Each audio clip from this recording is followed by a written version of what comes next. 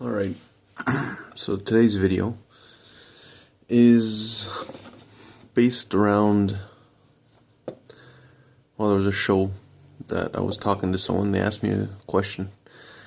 They asked me if it was possible to take a bullet from another gun, to wrap it in a piece of cloth, and to fire it out of a shotgun, and to make it seem like that bullet was fired from another gun, for example.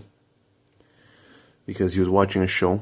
I don't know if it was Murder in Paradise or on Island or Death in Paradise. I don't know what the name of the show is. But supposedly there was a person shooting with his pistol or rifle or whatever it was. And he was target practicing, and the person dug out his bullets, or grabbed some bullets that had been fired, wrapped it in cloth, stuck it in a shot shell, and killed somebody with it. When they took the bullet out, they matched it to the other guy's gun, and basically accused the other guy of murder. So I said technically you could do that, I guess, because you could stick anything in a shotgun shell, but it's always more fun to actually try it out, to see if it actually does anything. In this case, I'm going to stick it in my Mossberg 500 with the rifle barrel to give it spin, so that it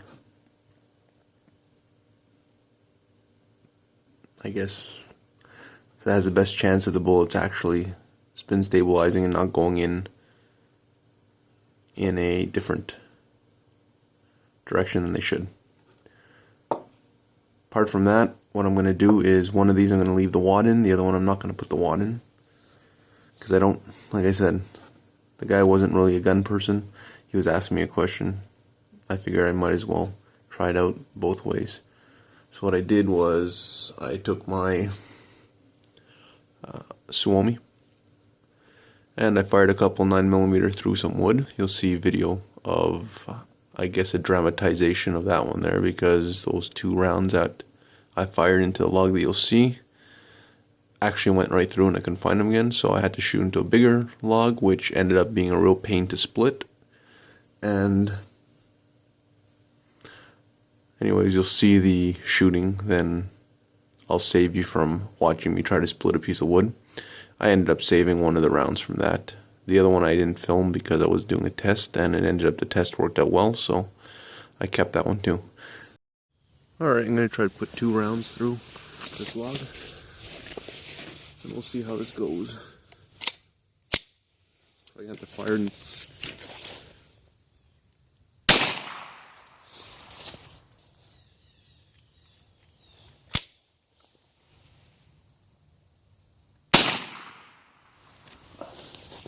it. As you see from this one, the soft point was shot into a smaller log and it actually stopped. There is some damage to it from that, which could sort of keep away the realism of using it as a round. Somebody would tell right away that it had been fired somewhere else. Wood's obviously going to get up underneath this if the thing actually focuses, so you'll see little chips of wood inside it. It makes for an easy way to identify that it actually has been shot out of something else and just reloaded. You see nice thick grooves in it, or rifling marks. Hit it with an axe, so there's a little bit of a dent in the back, but we're going to discount that.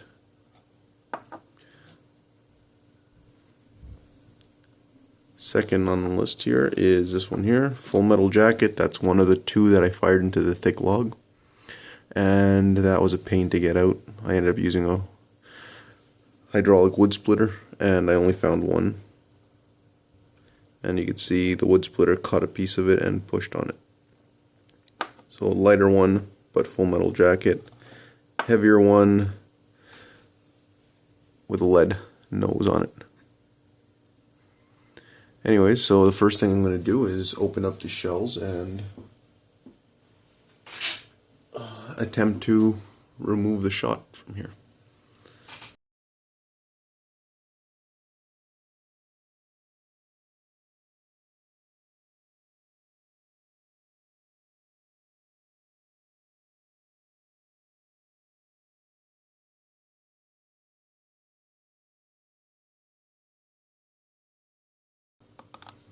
That's one shell empty. Alright, so that's an open shell. Now I have one more to do, and then we'll get to the next step. Alright, so now I have two. One of them I'm going to take out the wad, because technically you should have no wad in it if it's supposed to look like it was fired out of another gun. I'm assuming it's a pistol that was firing, so that's why I'm going with 9mm. But I'm assuming it'll work the same way even if it was 45 or 45-70 round or something, as long as it fits in the shotgun shell. So next I'm just going to pull this one out. Alright, so one wad gone and one wad stays. This is just my wooden pushing whatever, an antique one.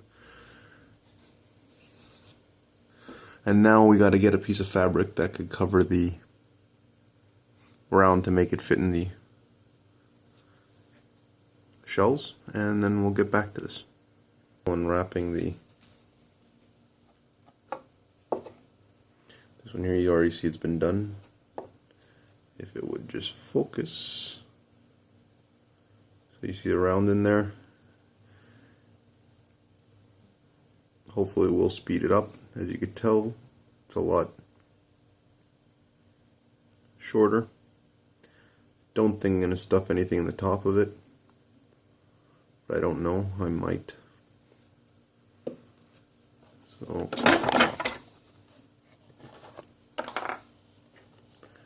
try to wrap this and hopefully it fits in the wad properly.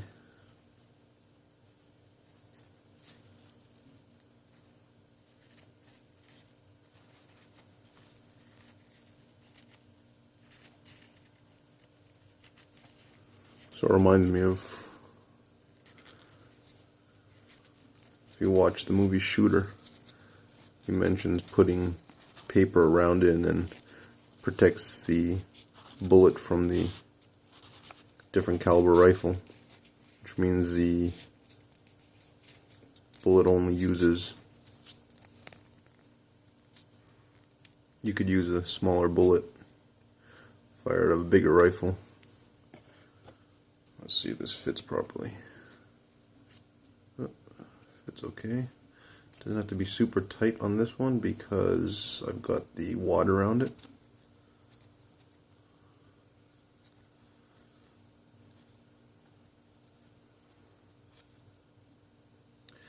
And that's basically it. I'll close them off. Maybe I'll stick something ahead of them. Don't know what yet, but... and then I'll close it off. Alright, so here we go, a couple of ugly ones. I sort of half cheated on this one here. Instead of filling it out with like a paper or whatever, just so I could protect my gun from barrel obstructions, I guess you would call it, I just put the wad up ahead so it won't risk anything. I cut the tops off the wad, so if we do find one without the, I guess, the petals on it, it was from that shell there, and that would be considered whatever, toilet paper, whatever, that could be easily gone with the rain. And the one next to it here on the left side is the one with the wad still in it. And we'll just have to test them out and see how it goes. Here's to hoping it doesn't blow up my gun. It shouldn't, but you never know. So get ready for that. Let's hope I could also catch these two. I'm going to probably get a container full of sand if the snow's melted and there's no worries about it, and probably fire into that box or whatever. Anyways, stay tuned for that. Alright, I'm going to try to shoot the 9mm.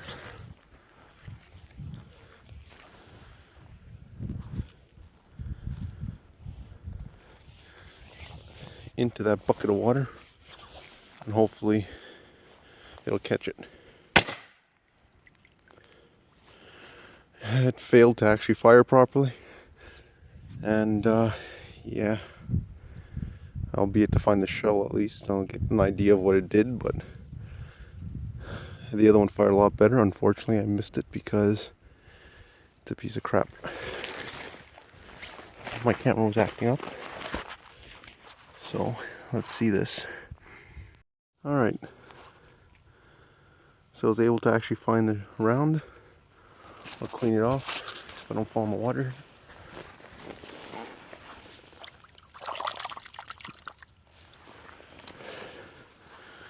And you can see the actual indents from the original shooting. This is the one I pulled out of the wood. Unfortunately, like I said, I don't have the other one because I fired into the water the other day and my camera wasn't working, so it worked a lot better than this one here did. It still had the wad in it. So unfortunately, like I said, this didn't do what it was supposed to, but it does show that you can fire it out. And if I follow what happened the other time, it went deep enough into the mud that I couldn't find it. So it should be strong enough to kill somebody fired out of a shotgun. Alright, let me see if I can shoot this thing one-handed just for the camera. This is my 12 gauge roll crimped one. Shot well. The roll crimp, I guess, well, it worked well too. And so yeah, the roll crimp worked well. Thanks for watching.